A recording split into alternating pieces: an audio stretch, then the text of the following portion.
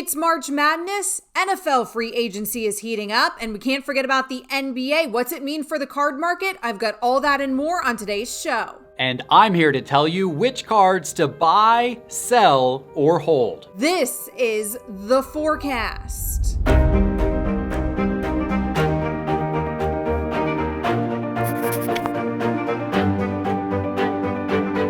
Sports card investors, welcome to another episode of The Forecast. It's great to be hanging out with you here on a Thursday.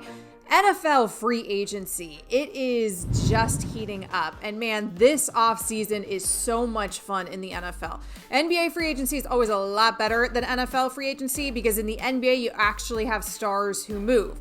The NFL has a whole lot less stars. They're just not as recognizable in that league. You're talking big rosters, even the helmets, I think, frankly, make a difference in terms of the recognizability and the star quality of the athletes. However, there are stars to be had. And in that league specifically, it's the quarterback position.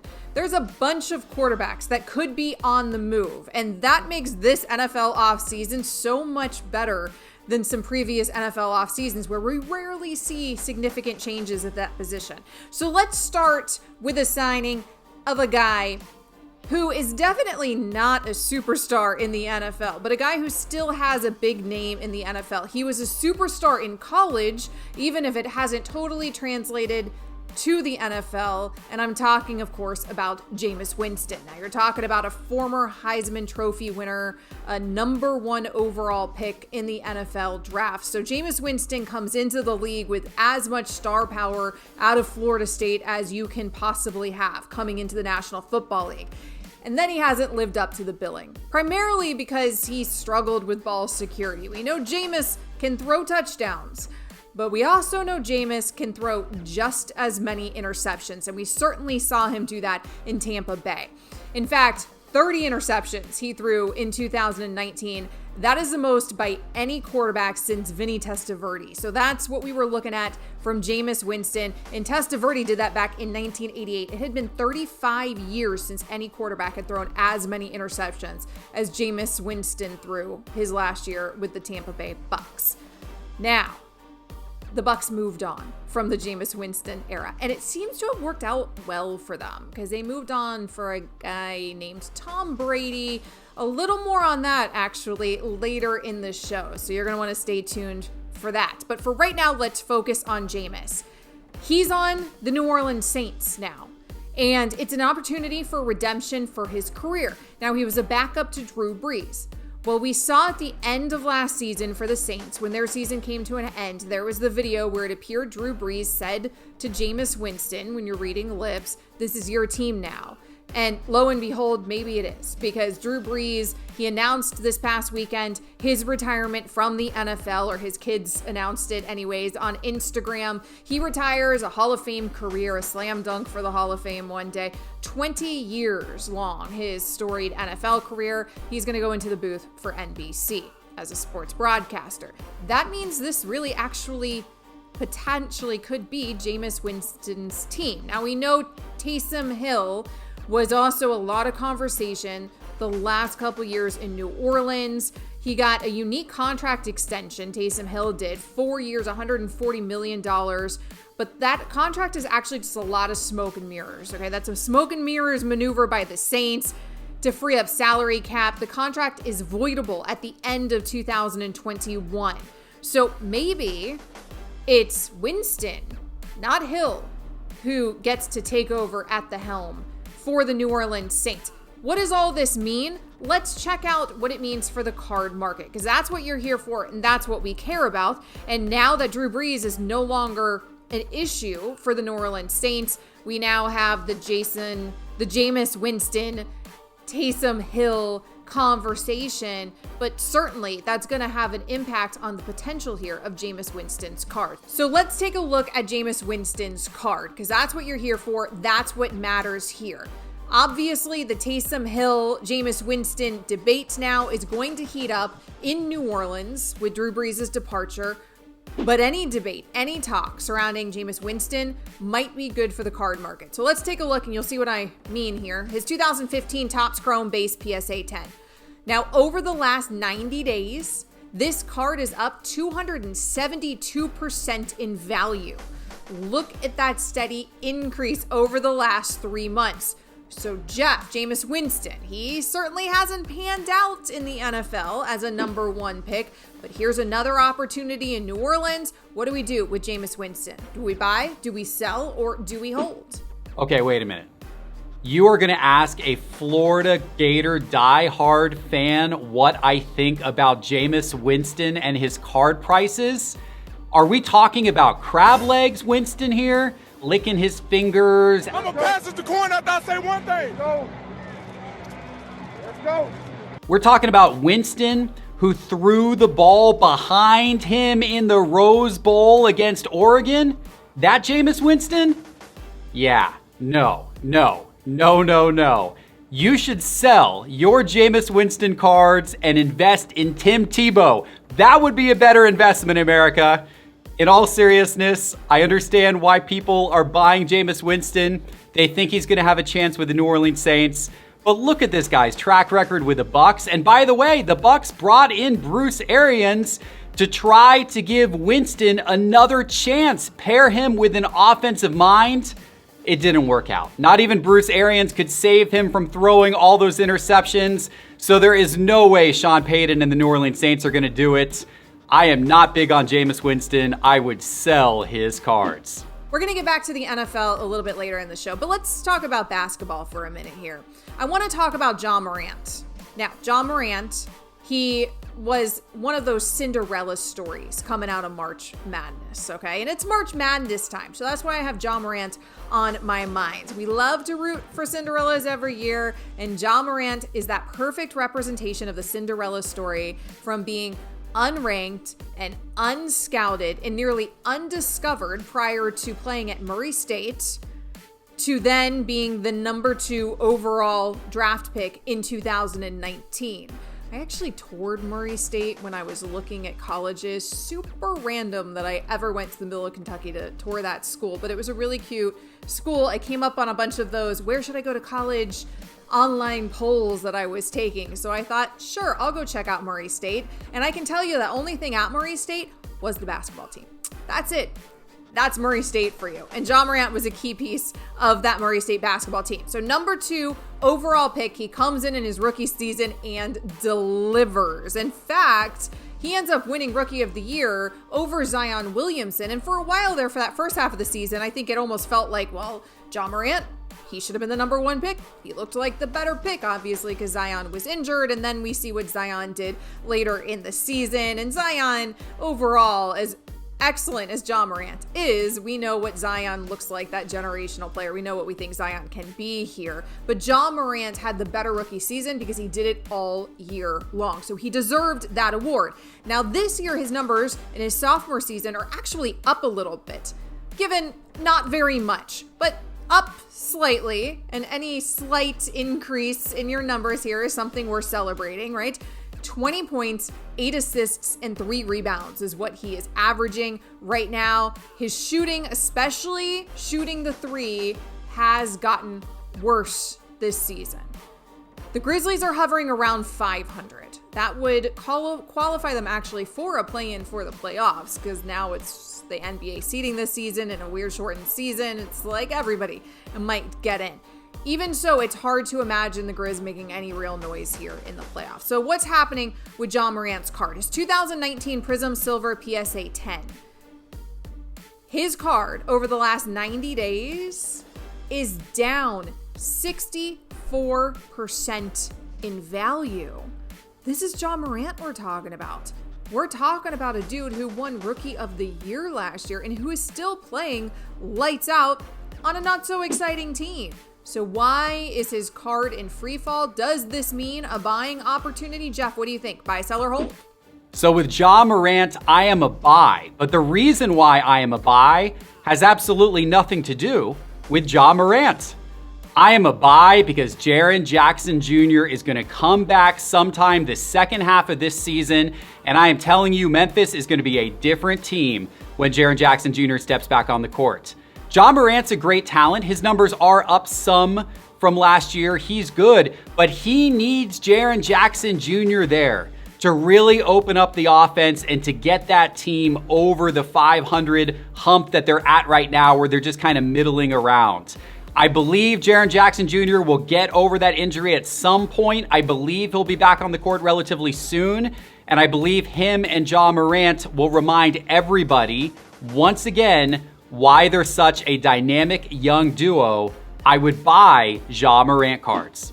Now, I mentioned it when we were talking about Jameis Winston. He left Tampa Bay, and the dude who walked in behind him, well, he did okay for the Tampa Bay Bucks. And I'm talking, of course, about Tom Brady. Now, he's the GOAT, and he certainly had an NFL Hall of Fame career up in New England. Don't look now, but maybe he's having another Hall of Fame career for the Tampa Bay Bucks. I think it would take winning maybe one more, and then does he have Hall of Fame careers in two different uniforms? I used to waste a lot of energy hating Tom Brady, and I am just over hating Tom Brady and have embraced Tom Brady and actually was rooting for the Bucks, not just because I'm from that area, but because it's Tom Brady. At this point, even if you hate him, I feel like you might as well love him because there's nothing we can do. He has been doing this for 2 decades, and he continues to do it, and he continues to be the best, and he's done it in another uniform, winning another ring. 7 Super Bowl rings. He just signed an extension with the Tampa Bay Bucks. He's under contract for at least 2 more years, and with this extension, what it ends up doing, he's going to stay with the Bucks through 2022. And what it does also, though, is he lowered his cap hit for this upcoming season. So he actually frees up some money for the Bucks so that they can try to retain as much of that Super Bowl winning team together as they possibly can. So Tom Brady, again, doing everything he needs to do in his 40s here to try to win yet another ring. Let's take a look at what has happened to Tom Brady's card prices. Now, when we talk about guys like Tom Brady, like that caliber player, the greatest of all time, and we talk about them in the market, a lot of the times we say, well, they're solidified in their career, so it doesn't really matter what happens day to day in their career anymore. They're so solid in the hobby. They're legends at this point. That's what you're buying. That's what you're selling. And in fact, earlier in the season, I remember I talked about this when it came to Tom Brady. And I think I said jokingly way earlier in the season, last season, I said jokingly, short of him winning another Super Bowl, which seemed outlandish that the Bucks were going to win a Super Bowl, particularly at certain points of that season. I think it was like November, and it seemed like the Bucks were trending the wrong direction. And I said it doesn't really matter what he does here with the Bucks, though. That's not going to harm his card. It's going to go up steadily over time, right? Short of him winning something crazy like another Super Bowl, and then lo and behold, because he's Tom Brady, he went and, of course, won another Super Bowl. So looking at his 2000 Bowman Chrome PSA 10. I love that I'm looking at a year 2000 rookie. That is unbelievable. I never get to talk about year 2000 rookie cards here for active players. Over the last 90 days, Tom Brady's card is up 228% in value. It's hard to say. We're definitely in some uncharted territory with speculation all over the book where Tom Brady's card prices, they're already at record levels. Could we be looking at a potential scenario where today's prices look relatively cheap if Tom wins a 2nd ring in Tampa, an 8th ring overall? Is it going to continue to steadily increase like we normally see with these legends, but you're seeing this significant spike, not a gradual spike. You're seeing a significant spike here. There's nothing for us to compare this to. Dudes aren't winning Super Bowls at 43 years old after already doing it all these times, typically in new territory, in a new uniform. So Tom Brady is in a class all by himself. So Geoff, give us some advice here. Do we buy, do we sell, or do we hold? Buy, sell, or hold on Tom Brady? I mean, look, we're looking at the greatest of all time. Who do you even compare this guy to? In the world of football, there's nobody to compare him to. Maybe we talk about Michael Jordan or LeBron James and compare them against Brady. And honestly, no matter how high his card prices get, if you are holding cards for the long term, if you're a long-term investor, buy. Because it never hurts to have the GOATs. The GOATs have historically proven in the sports card hobby that over time, Their cards continue to appreciate. That's the pattern we've seen for years and years and years.